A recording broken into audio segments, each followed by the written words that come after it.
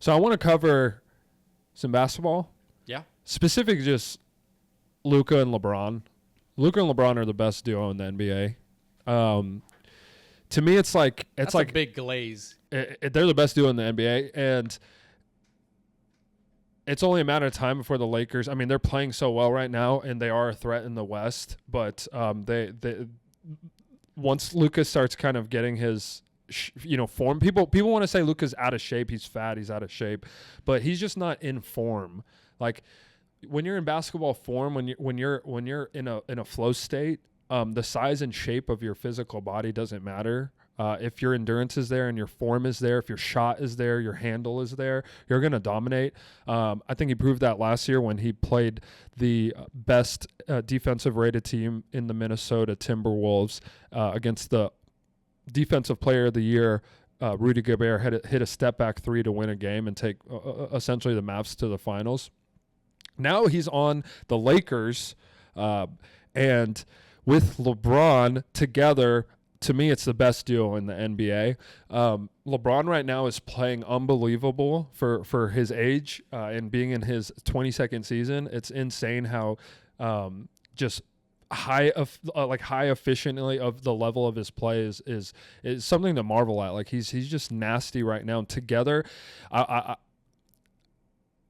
want to say it's like having a football team. Luka and LeBron are like having Patrick Mahomes and Lamar Jackson on your offense at the same time. You have two quarterbacks on the court at the same time for your offense. They can do everything. They can drive the ball, pass the ball, shoot the ball. 6'8", 6'9". They're big. They're strong. They control the pace of the game.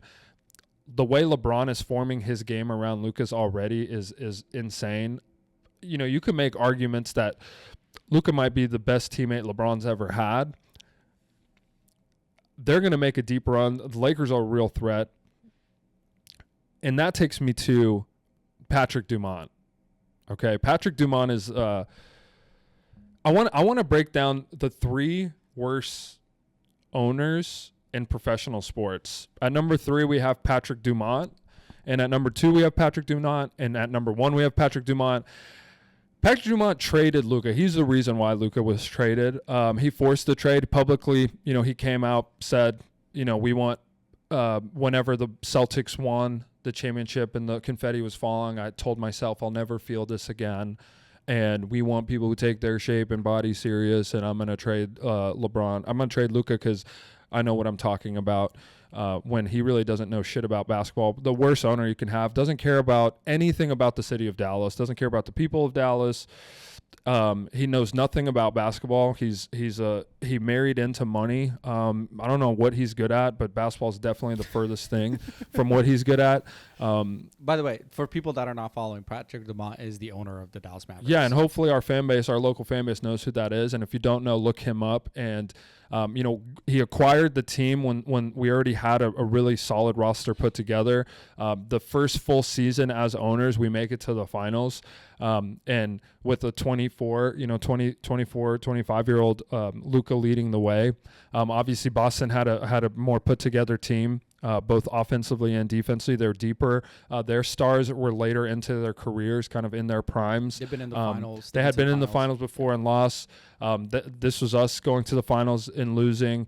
And instead of running it back, Patrick Dumont traded the present and the future of the team by trading Luka, handed a gift to the Lakers. Obviously, people want to say Nico was the GM and Nico's the person that's in charge of making that decision. And sure, you can say that all you want. All Nico ever did before that was trade pieces and create a team around Luka. And then all of a sudden, the full year, the year that Patrick Dumont's the owner of the team, they trade him. The GMs come and go. Owners stay with your team until they sell their team, and so you're stuck with your owner. We can get rid of Nico, but we still have Patrick Dumont. This team is going to suck as long as he's the owner. He's the worst owner of all of sports, and I can't say it enough. Luka and LeBron, the best duo in the NBA. They're going to make it to the finals, I think. I predict they'll make it to the finals. I think Oklahoma City has a pesky team that's young and athletic. That's going to be a tough beat. Obviously, Denver with Jokic is always a threat. Those two are really the threats in the West for them. But I think come seven-game series, when Luka gets in form, because in playoff time he'll be in form, and he's an absolute killer. Between him and LeBron, they're going to will their way to a championship series against the Celtics. It'll be a historic Celtics versus Lakers franchise running it back. So yeah, that's my take on basketball. You think it's sustainable what LeBron's doing? I think if you look at his stats, especially over the past couple of games, and you show it to anyone, but just hide the fact that this is LeBron, I think anyone would say this is a MVP caliber player. You know, the performance is MVP caliber, and when you add that this is, LeBron in his late 30s doing this, I think it's amazing what he's been able to do. I guess we've always questioned how much longer can LeBron do it, how much longer is can he keep up that type of performance and efficiency. But NBA seasons are long. 82 games is a very long season. Then you go into the playoffs, and playoff intensity is I think there's a huge difference between regular season games and your playoff intensity. I don't know if LeBron's going to be necessarily able to keep up the type of production he's had, especially, and we've seen throughout the season, he goes through spells where he's taking some time off. He's doing some type of load management, which he deserves, by the way, at his age. I mean, he just played in a back-to-back. I think the other day, a week ago, he played in a back-to-back and dropped 40. I think to question his longevity it's like he's an aberration. It's like Tom Brady. Like everybody was saying Tom Brady was old, and then he won another Super Bowl. I'm afraid to even question it, but it's like logical to question. I think you should just appreciate it. I think you should watch it, appreciate it, and understand this is one of the greatest athletes of all time. I think people always pin him against Jordan. Oh, who's the greatest basketballer of all time? Michael Jordan, LeBron James. How about remove that conversation and focus on LeBron and what he's accomplished on its own within the sport? There's no denying that he's one of the greatest athletes of all time, and he just continues to prove that with the play. He's still appointment television as well. You watch any of these Lakers primetime games, like last night they played, and Luka and LeBron just Luka, again, he's not in form right now. He's not playing to his capabilities. He's not as good as what people in Los Angeles are going to get to see. I think in the beginning of the game, he had a lot of lazy turnovers, and the Laker fans got to see a Luka that's a little disconnected, and sometimes he makes these plays that really frustrate you because they're like, why would you do that? It's such a lazy turnover. But then as soon as it's crunch time and his killer instinct turns on, he hits step back threes and wills his team to exist. It makes impossible shots. And with him and LeBron, like I say, quarterbacking that team, there's so many different unconventional ways to score. And JJ Redick running, is a new age, coach, the coach of the next generation, who's a former player and understands the game in and out, and it's just like you see him smiling all the time on the bench because he's like, I can't believe I have Luka and LeBron. I'm a coach and I get to have both of them. One of them is entering their prime and the other one is like never leaving the prime. He's just always good. It makes him smile how good they are together, and it's just getting started. So it's exciting to see what they're going to what they're gonna do together. Another big sporting related event is UFC coming up. Wait, before we go over there, do you think LeBron's still the face of the NBA? LeBron is still the face of the NBA. They're having conversations. It's part of the sports dialogue right now. I think he made a comment about it's hard for any of these young people to want to take on that image of being the face of the NBA because sports media and sports culture is always pointing out at the negatives, whereas in the past they used to only hype their athletes up. They used to only make guys like Jordan feel like a superhero. They weren't always breaking down all the bad things and the wrong things, the things they weren't doing right in the moment.